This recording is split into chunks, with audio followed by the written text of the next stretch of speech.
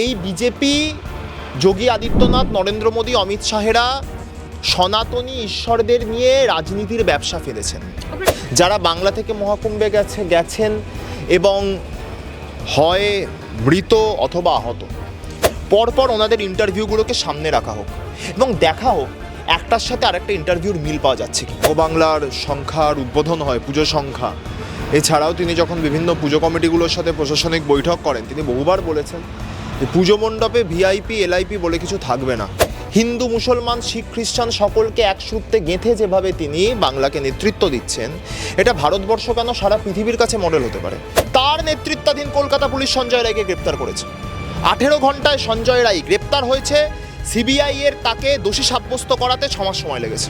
VIP culture তুলে দেওয়া উচিত। তারা যখন জানতেন কোটি কোটি মানুষের সমাগম এখানে হতে চলেছে, সাধারণ মানুষের জন্য অনেক বেশি ইনফ্রাস্ট্রাকচার রাখা উচিত ছিল। এছাড়া বহু অব্যবস্থার অভিযোগ, এবং আমি নিজে সমাজ মাধ্যম জুড়ে দেখেছি, সোশ্যাল মিডিয়াতে, যে কিভাবে ওখানকার বিভিন্ন সন্ন্যাসীরা তারা মহিলাদের ওপর, মেয়েদের ওপর স্বেচ্ছাচার করছেন। আমার মনে হয় যে ওনারা এই ধরনের মন্তব্য থেকে যদি বিরত থাকেন, তাহলে মানুষ যেমনভাবে ওনাদের প্রতি এখনো পর্যন্ত যতজন সহানুভূতিশীল রয়েছেন তারা থাকবেন। ইতিমধ্যে আমরা জানি যে উত্তরপ্রদেশের মহাকুম্ভে কি ঘটনা ঘটেছে, এবং যার জন্য একটা দিকে বারবার নজর উঠছে বা প্রশ্ন উঠছে যে ভিআইপি কালচারের জন্য যে ভিআইপিদের যে সুরক্ষা দেওয়া হয়েছে, সেই সুরক্ষা সাধারণ নাগরিককে দেওয়া হয়নি। মানে বস্তুত 10,000 পুলিশ নিয়োগ করা হলেও ভিআইপিদের সেই সুরক্ষাটা বেশি আছে, যেখানে 10,000 কর্মীদের সাধারণ মানুষের পাশে দরকার ছিল। আপনার কি মনে হয় সত্যি ভিআইপি কালচারের জন্য এই দুর্ঘটনা কোথাও দায়ী? বাংলার বুকে মমতা বন্দ্যোপাধ্যায় দুর্গাপুজোয় ভিআইপি কালচার তুলে দিয়েছেন।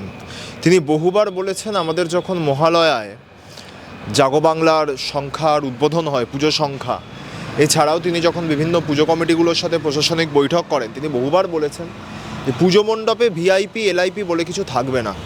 ফলে পশ্চিমবঙ্গ যখন এই ধরনের একটি পদক্ষেপ গ্রহণ করতে পারে, দুর্গাপুজো বাংলায় প্রতি বছর হচ্ছে, কোটি কোটি মানুষের সমাগম হয়, বাইরে থেকে বিদেশ থেকেও লোক আসেন। মহাকুম্ভ 12 বছর পরে হচ্ছে, আমি যদি খুব ভুল না করি, বহু বছর পর মহাকুম্ভ হচ্ছে। ফলে আমার মনে হয় যে বিগত দিনেও বাংলা দেশকে পথ দেখিয়েছে। আবারও দেশের বিভিন্ন প্রদেশের সরকার বাংলার থেকে শিখতে পারে। যে ঘটনা ঘটেছে অত্যন্ত দুর্ভাগ্যজনক। আমাদের বাংলার একজন গল্ফ গ্রিনের আরেকজন ব্যক্তি, আমি এক্স্যাক্ট জায়গাটার নাম ভুলে যাচ্ছি, তারা মারা গিয়েছেন। গল্ফ গ্রিনে যিনি মারা গিয়েছেন তিনি একজন অশীতিপর বৃদ্ধা। তিনি মৌনী অমাবস্যায় যখন স্নান করছিলেন তখন পদপিষ্ট হয়ে মারা যান।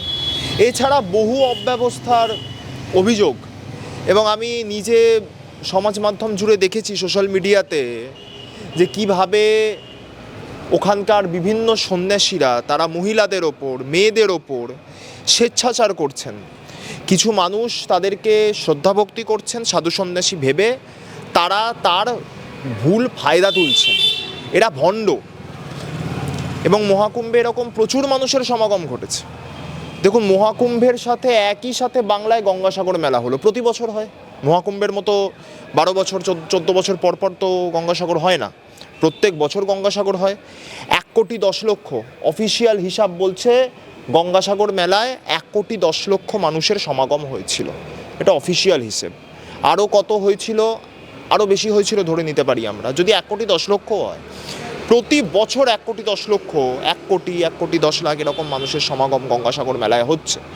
সেখানে রাজ্য সরকার এত সুন্দর সুচারুভাবে তাদের দায়িত্ব পালন করছে প্রশাসন, এবং প্রত্যেকটি ঘাটে, বাবুঘাট থেকে শুরু করে আউটরাম ঘাট, যেখানে যেখানে গঙ্গাসাগরের পুণ্যার্থীরা এসে উপস্থিত হন, মাননীয় মুখ্যমন্ত্রী, সংশ্লিষ্ট প্রশাসনিক যারা নেতৃত্ব রয়েছেন, রাজ্যের মন্ত্রী, সাংসদ, জনপ্রতিনিধি, এমএমআইসি, তাদেরকে দায়িত্ব দেন এবং অত্যন্ত সুচারুভাবে। আমরা জানি না মহাকুম্ভের প্রাককালে এই ধরনের কোনো প্রশাসনিক বৈঠক উত্তরপ্রদেশে হয়েছিল কিনা।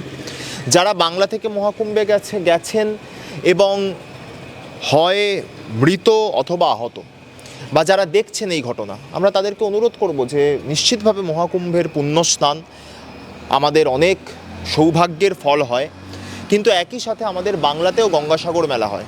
এক সময় বলা হতো সব তীর্থ বারবার, গঙ্গাসাগর একবার। তো এখন বলা হয় সব তীর্থ একবার, গঙ্গাসাগর কিন্তু বারবার, যে ইনফ্রাস্ট্রাকচার তৈরি করে দেওয়া হয়েছে।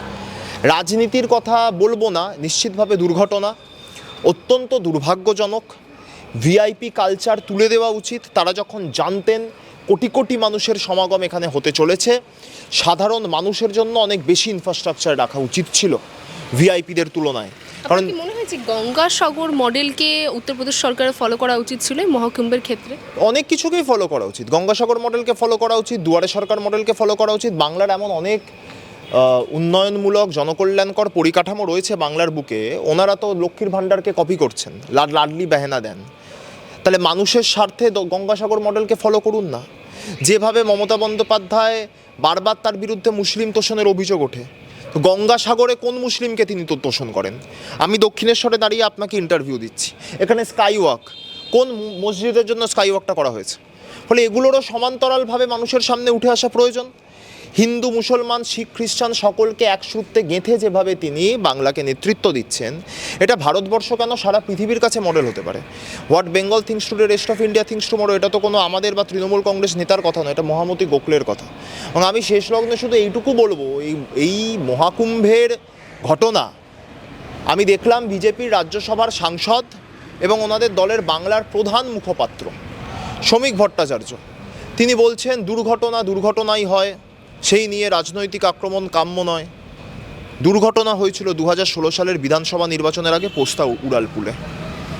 ভারতবর্ষের প্রধানমন্ত্রী এসে বলেছিলেন অ্যাক্ট অফ গড নয়, এটা অ্যাক্ট অফ ফ্রড। তাহলে আমরা এই বিষয়ে কি বলবো? মহাকুম্ভের এই ঘটনা, এটা যদি গঙ্গাসাগরে হতো, সংবাদ মাধ্যমের একাংশ, বিরোধী রাজনৈতিক দলের নেতারা, তারা অত্যন্ত কদর্য আক্রমণ শানাতো মুখ্যমন্ত্রীর প্রতি। কিন্তু মহাকুম্ভে হয়েছে, সেই প্রচার নেই। প্রচার হোক, আমরা রাজনীতি করছি না, আমরাও বলছি দুর্ঘটনা। তো একই সাথে উত্তরপ্রদেশ প্রশাসন, ডবল ইঞ্জিন সরকার, আরও সামনে আসুক। ডবল ইঞ্জিন সরকারের এত সুন্দর ব্যবস্থাপনা, মানুষ ট্যাম্পেড হয়ে যাচ্ছেন, সেগুলো আরও সামনের দিকে আসুক। এবং ইতিমধ্যে আমরা দেখলাম যে এই ঘটনাকে কেন্দ্র করে সুপ্রিম কোর্টেও জনস্বার্থ মামলা করা হয়েছে। একদমই জনস্বার্থ মামলা হওয়া উচিত, যোগী আদিত্যনাথের পদত্যাগ করা উচিত। আমরা বলছি মহাকুম্ভের ঘটনার পর দফা 1 দাবি 1 যোগী আদিত্যনাথের পদত্যাগ। ওনারা অনেক দফা 1 দাবি 1 আন্দোলন করেছেন বাংলার বুকে, এবার দফা 1 দাবি 1টা উত্তরপ্রদেশে হোক, এলাহাবাদে হোক, প্রয়াগরাজে হোক। সেই আন্দোলনে সমস্ত বিরোধী রাজনৈতিক দল, যারা বিজেপি বিরোধী ইন্ডিয়া জোটের শরিক, তাদের সকলের একত্রিত হওয়া উচিত এবং এই দাবি তোলা উচিত। উত্তরপ্রদেশ প্রশাসন, মহাকুম্ভের মতো পুণ্যার্জনে মানুষ যাচ্ছেন, সেই পুণ্যাত্মা যারা মারা গেলেন, 12, 14, 20 বাড়তে থাকছে সংখ্যা। আমরা বলছি বহু লোক, 50-100-র বেশি লোক মারা গেছে। তো সংখ্যা কোথায় গিয়ে দাঁড়াবে কারোর কোনো সীমারেখা নেই। এবং নিশ্চিতভাবে উত্তরপ্রদেশ সরকার যে ডেটা দিচ্ছে, সেটা অরিজিনাল ডেটা নয়, এটা তো হয় না। অরিজিনাল ডেটা মূল ডেটার থেকে অনেক কম করা হয়, কারণ তাদেরকে সরকার বাঁচাতে হবে। উত্তরপ্রদেশে এমনি অবস্থা খারাপ, সমাজবাদী পার্টি অসাধারণ ফলাফল করেছে লোকসভা নির্বাচনে। এবং তারা এটাও মনে রাখুক, এই যে এলাহাবাদ, প্রয়াগরাজ, অযোধ্যায় গত বছর রাম মন্দির তৈরি হলো লোকসভা নির্বাচনের প্রাক্কালে, কি ফলাফল হয়েছে উত্তরপ্রদেশ জুড়ে আমরা সবাই দেখেছি। অযোধ্যাও একটি হিন্দুত্ববাদী মানুষের জন্য অত্যন্ত পুণ্যার্জনের জায়গা ছিল, পুণ্যক্ষেত্র ছিল, তীর্থক্ষেত্র ছিল। মহাকুম্ভও তাই।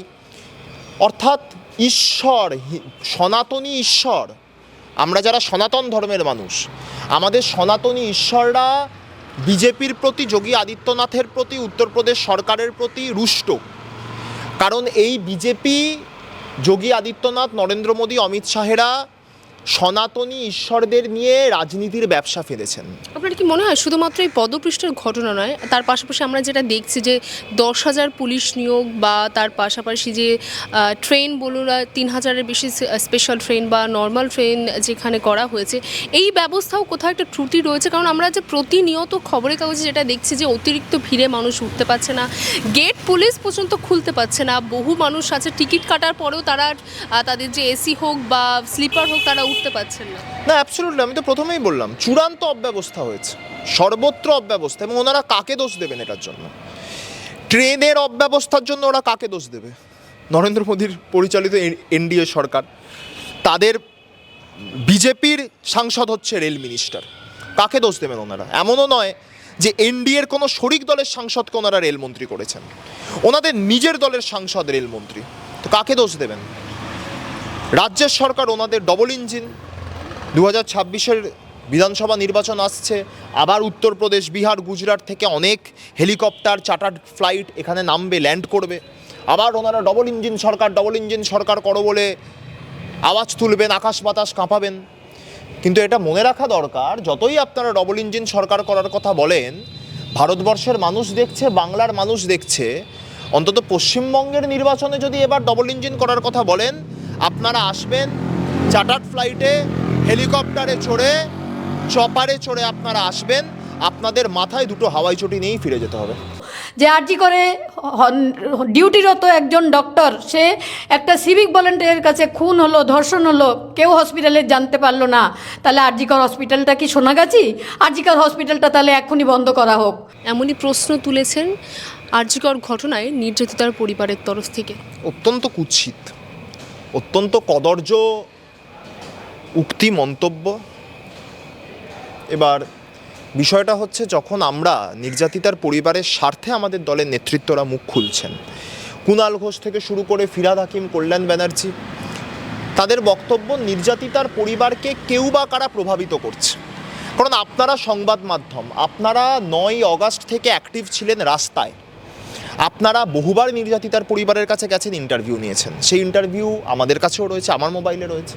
ফলে আমরা সেখানে দেখেছি যে নির্যাতিতার পরিবার, তার বাবা মা, যখন রাজ্য প্রশাসন আরজি করের তদন্ত করেছে, যখন তদন্ত রাজ্য পুলিশের হাতে ছিল, তখন নির্যাতিতার পরিবার বলেছে মমতা বন্দ্যোপাধ্যায় আমাদেরকে সম্পূর্ণ সহযোগিতা করছেন।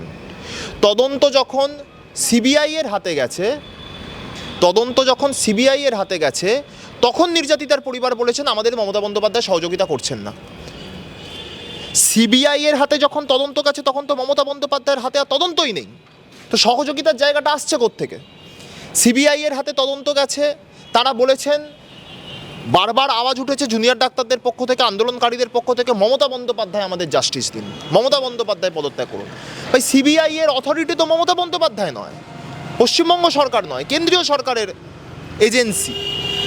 ফলে আমাদের বক্তব্য খুব ক্লিয়ার, আপনারা যখন মমতা বন্দ্যোপাধ্যায়ের হাতে তদন্ত ছিল 9ই অগাস্ট থেকে 13ই অগাস্ট, 14ই অগাস্ট হাইকোর্টে শুনানি হয় এবং 14ই অগাস্টই মহামান্য কলকাতা হাইকোর্ট সিবিআই এর হাতে তদন্তভার সঁপে দেওয়ার কথা জানায়, সিবিআই তদন্তের নির্দেশ দেয়। তাহলে 9, 10, 11, 12, 13, 5 দিন মমতা বন্দ্যোপাধ্যায়ের পুলিশ, রাজ্য পুলিশ, কলকাতা পুলিশ তদন্ত করেছে। ততদিন আপনারা বলেছেন রাজ্য সরকার, মমতা বন্দ্যোপাধ্যায় মাননীয় মুখ্যমন্ত্রী, তিনি আমাদের সম্পূর্ণ সহযোগিতা করছেন, রেকর্ডেড, প্রমাণ আছে, ওনারা অস্বীকার করতে পারবেন না। আর যখন তদন্ত সিবিআইয়ের হাতে চলে যাচ্ছে, ওনারা বলছেন মমতা বন্দ্যোপাধ্যায় সহযোগিতা করছেন না। এক ধাপ এগিয়ে পদত্যাগ চেয়েছেন কোনো একটি প্রথম সারির এগিয়ে থাকা সংবাদ মাধ্যমে। এটা কেন? কার অঙ্গুলি হেলনে? আমার থেকে যিনি মারা গেছেন, যিনি নির্যাতিতা এবং মৃতা, তিনি আমার থেকে বয়সে কিছু বড়, তিনি আমার ঘরের দিদি হতে পারেন, তিনি আমার বাবার কন্যাসমা, তিনি কারুর বোন। ফলে আমরা নিজেদের মানুষকে হারিয়েছি, আমাদেরও সমবেদনা রয়েছে, নেই এমনটা নয়, আমরা সম্পূর্ণ সমব্যথী, আমরা সংবেদনশীল নির্যাতিতা এবং মৃতার পরিবারের প্রতি, তার বাবা মায়ের প্রতি। তারা নিজেদের সন্তান হারিয়েছেন, কিন্তু তাদের সন্তান বিচার পাবে কিভাবে, এই দিকটা তারা ঠিক করুন। কেন অন্যদের কথায়, কেন বিকাশ রঞ্জন ভট্টাচার্যের কথায় রাজ্য প্রশাসন, কলকাতা পুলিশকে বেলাগাম আক্রমণ করা হয়েছে? ওনারা প্রতিবাদ করেছেন। কলকাতা পুলিশের যারা আধিকারিক আছেন, তাদের ঘরেও মেয়ে আছে, হুমকি দেওয়া হয়েছে পুলিশের মেয়েকে রেপ করা হোক। দুর্ভাগ্যজনক, রেকর্ডেড। এগুলো কেন? অভিষেক বন্দ্যোপাধ্যায়ের নাবালিকা কন্যা, তাকে নির্যাতন, ধর্ষণের হুমকি দেওয়া হয়েছে। মমতা বন্দ্যোপাধ্যায়ের সাথে আরজি করে যে ঘটনা ঘটেছে, সেই ঘটনা মমতা বন্দ্যোপাধ্যায়ের সাথে হোক, এমন দাবি উঠেছে সমাজ মাধ্যম জুড়ে। কিসের বিরুদ্ধে আন্দোলন ছিল? নারী নির্যাতন।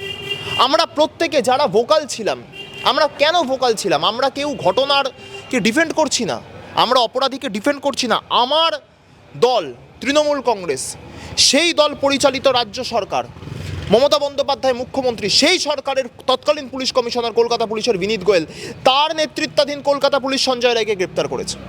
18 ঘন্টায় সঞ্জয় রায় গ্রেপ্তার হয়েছে, সিবিআই এর তাকে দোষী সাব্যস্ত করাতে 6 মাস সময় লেগেছে। ফলে আপনারা প্রথম থেকে 11ই অগস্ট থেকে ওনারা বিবৃতি দেওয়া শুরু করেছেন সংবাদ মাধ্যমের সামনে। 11ই অগস্ট থেকে আজ 30শে জানুয়ারি, 11ই অগস্ট 2024, 30শে জানুয়ারি 2025, পরপর ওনাদের ইন্টারভিউগুলোকে সামনে রাখা হোক এবং দেখা হোক একটার সাথে আরেকটা ইন্টারভিউর মিল পাওয়া যাচ্ছে কিনা। যদি না পাওয়া যায় তাহলে কার অঙ্গুলি হেলনে ওনারা চলছেন, কেন চলছেন? আমরা প্রত্যেকে চাই নির্যাতিতা এবং মৃতা বিচার পাক এবং অত্যন্ত দ্রুততার সাথে বিচার পাক। ওনারা দাবি করলেন আমরা ফাঁসি চাই, রাজ্য প্রশাসন ফাঁসি আনতে গেল ক্যালকাটা হাইকোর্টে, আজ ওনারা বলছেন রাজ্য প্রশাসন চায় না ফাঁসি। আপনারা তো প্রথম দিন থেকে ফাঁসির দাবি করেছিলেন। সিবিআই কে ডেকেছে? ওনারা ডেকেছেন। সিবিআই ইনভেস্টিগেশন, সিবিআই গেছে হাইকোর্টে ফাঁসির দাবি আনতে। তাহলে আপনারা কেন অমিত শাহের পদত্যাগ দাবি করছেন না? সিবিআই কেন্দ্রীয় স্বরাষ্ট্র মন্ত্রকের অধীনস্থ, রাজ্য পুলিশ যেমন রাজ্য সরকারের অধীনস্থ, আপনারা মমতা বন্দ্যোপাধ্যায়ের পদত্যাগ দাবি করেন, সিবিআই তো কেন্দ্রীয় স্বরাষ্ট্র মন্ত্রকের অধীনস্থ। তাহলে সিবিআই যখন ফাঁসি চায়, আপনারা কেন অমিত শাহের পদত্যাগ দাবি করেন না? কেন আপনারা নরেন্দ্র মোদীর পদত্যাগ দাবি করেন না? ফলে এই দ্বিচারিতাগুলোর বিরুদ্ধেই আমাদের বলার, এবং এগুলোর প্রতিবাদ যদি ওনাদের মনে হয় আমরা ভুল বলছি, আমরা ওনাদের ক্ষতি চাই, দুর্ভাগ্যজনক, মানুষ বিচার করবেন। তা বলে এই ধরনের মন্তব্য, আরজিকর মেডিকেল কলেজ থেকে বহু কৃতী ডাক্তার বেরিয়েছে, বেরোচ্ছে, ভবিষ্যতেও বেরোবে, আমরা বিশ্বাস করি, আমরা আশাবাদী। একটা ঘটনা নিন্দনীয়, কুৎসিত ঘটনা, একযোগে সমালোচনা হচ্ছে। 14ই অগস্টের রাত দখলে আমার বাড়ির মা বোনেরা সামিল ছিলেন, আমাদের দলের একাধিক দায়িত্বপ্রাপ্ত নেতৃত্ব তাদের বাড়ির মা বোনেরা সামিল ছিলেন। এটা মানুষের রাত দখল ছিল। আমাদের দলের সর্বভারতীয় সাধারণ সম্পাদক প্রকাশ্যে সমর্থন জানিয়েছেন, কোথাও সমস্যা নেই। কিন্তু এই ধরনের মন্তব্য, যেটা শুধুমাত্র আরজিকর বলে নয়, বাংলাকে গোটা দেশের সামনে বাংলার ফেস লস করায়, আমার মনে হয় যে ওনারা এই ধরনের মন্তব্য থেকে যদি বিরত থাকেন, তাহলে মানুষ যেমনভাবে ওনাদের প্রতি এখনও পর্যন্ত যতজন সহানুভূতিশীল রয়েছেন তারা থাকবেন। এই ধরনের নর্দমার দুর্গন্ধ যদি ওনাদের মুখ থেকে বেরোনো শুরু হয়, যেমনটা শুরু হয়েছে, এই যে মন্তব্য ওনারা করেছেন, আমি রিপিট করব না, আরজিকরকে ওনারা পার্শ্ববর্তী যে পল্লীর সাথে তুলনা করেছেন, এই মন্তব্য যদি ওনারা কন্টিনিউ করেন, তাহলে আমার মনে হয় যে বাংলার যে সমস্ত মানুষরা এখনও পর্যন্ত ওনাদের প্রতি সংবেদনশীল, সহানুভূতিশীল, তাদের সহানুভূতি এবং সংবেদন কমতে থাকবে, নিঃশেষ হয়ে যাবে। বাংলা হান্টের আরো খবর দেখতে নজর রাখুন। বাংলা খবর মানেই বাংলা হান্ট।